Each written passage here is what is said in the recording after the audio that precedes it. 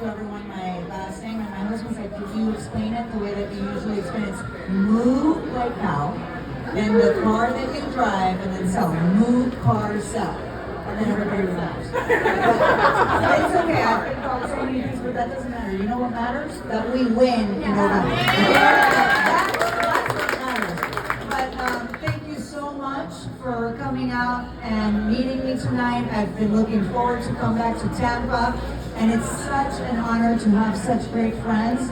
I want to recognize a dear friend, Alex Sink, who knows exactly who I'm running against.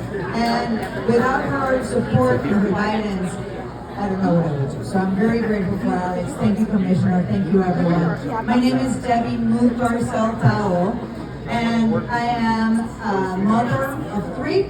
I am a proud Latina, and I'm running to defeat Rick Scott in November.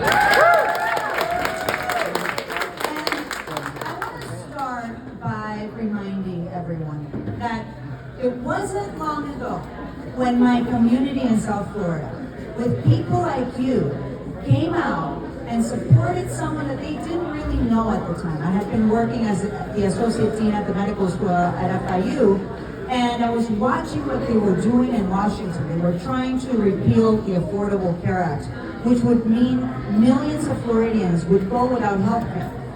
And with the work of all of us on the ground, doing the work that we needed to do, they sent me to serve and be the first South American immigrant to ever be elected to the U.S. House of Representatives. And what is happening right now is exactly what was happening in 2018. Florida knows that Rick Scott is a fraud. Florida knows that it's time for change. Florida knows that he has done absolutely nothing for our families, and that's why, with people like you, we are going to win in November. My journey started over 35 years ago that I'm very grateful for. My mother brought me. She had the courage to leave everything behind, to bring me and my sisters looking for opportunities that she knew she was never going to provide for us. And so many naysayers would say that somebody like myself that was not born here, that came as an immigrant at the age of 14, would never be able to graduate from college, would never be able to work at one of the largest Hispanic serving institutions here in the state, FIU, and become an associate dean at the medical school. And for that matter, ever be elected to serve in the U.S. House of Representatives. But I've always known that in this incredible country, if we work hard enough, if we believe hard enough, anything is possible. And my story should not be an exception. My story should be the rule. But living in the state of Florida, we have been watching how politicians, corrupt, extreme politicians, are making it harder and harder for us to make it. The cost of living in Florida is unattainable. We're facing a housing crisis. People are leaving the state because they cannot afford to pay rent or their mortgage. And the insurance crisis started under Rick Scott when he was governor. But you know, when you're the wealthiest senator in America, when you can actually put $64 million of your own money into your race, you have no idea what it means to live paycheck to paycheck and have to pay higher insurance rates, higher electrical bills, higher rates for your car. And when I was in Congress, you know, the Congress could not be more strong. When I was in Congress, I was actually working on expanding access to health care, protecting the Affordable Care Act, and I wrote a bill that would expand Medicare coverage. And at the same time, Rick Scott was writing his 11-point plan to sunset Medicare, Social Security, repeal the Affordable Care Act, and raise taxes to working class families. This is who Rick Scott is. And right now, our democracy is at stake. I cannot tell you, as someone that left Latin America, as someone that has seen regimes that take over power, they use democracy to get to power, and then they destroy, they chip away at every democratic institution for self-gain and self-enrichment. That's exactly what we're watching happen here in the state of Florida. It's exactly who Rick Scott is, and that is why we have to kick him out of office. And Congresswoman Kathy really grateful. And I don't have to tell you, since Congresswoman Castor's here, I don't have to remind you that Red Tide Rick, when he was governor, Red Tide Rick, remember that? Yeah. I was working at FIU and I was actually doing a project to protect coral reefs in the Florida Keys.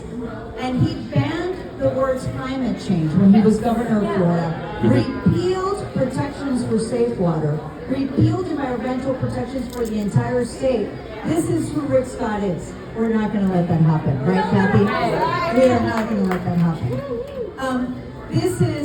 I was talking about democracy when Kathy walked in, but look, I know what it looks like to lose our freedoms. I know what it feels like when government is trying to dictate everything that we do, how to live our lives.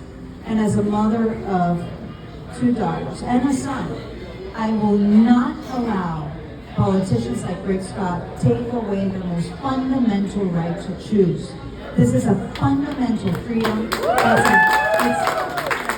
is not only a healthcare issue, this is an economic issue, and it's also a safety issue.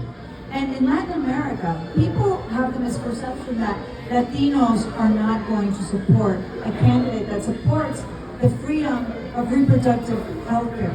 And just in the past couple of years, Mexico, Colombia, Argentina, they all protected abortion rights and made it legal because a lot of these issues are directly linked to violence against women. So when you hear politicians like Rick Scott say that he wants a national abortion ban, what he's doing is putting the safety of our daughters in danger. And I'm not going to let that happen. And just one more point that's extremely important to me. After I had come here, I was getting my master's degree and I received a call that really changed my life. And I think that that's one of the reasons why I'm in front of you today. I got a call that my father got killed in Ecuador by a criminal with a gun. And that really changed my trajectory. It's always been a central point when I ran for Congress, when I served to the Judiciary Committee in Congress, to pass gun safety laws, because it is the greatest moral failure of this country that politicians do nothing while our children are being killed every single day. Rick Scott got an A+ rating from the NRA, voted against the bipartisan Safer Communities Act. He doesn't care about the life of our children. We cannot afford to have another 6 years of Rick Scott in office. And so this is a completely different race. It's a completely different year. The tide is changing. He's never run in a presidential election. He has never, ever won by more than a percentage point. He's never run against the millions of women and men that are going to be marching to the ballot box to protect our rights to choose. And he's never run against a Latina like myself that knows exactly how to fight and how to communicate with our communities. But I can't do this alone. I'm going to need every single one of you believing we can do it, telling others what's possible when we work together, joining the campaign, supporting me. I have a great team ready to take names for those that want to volunteer and contribute. I need you with me.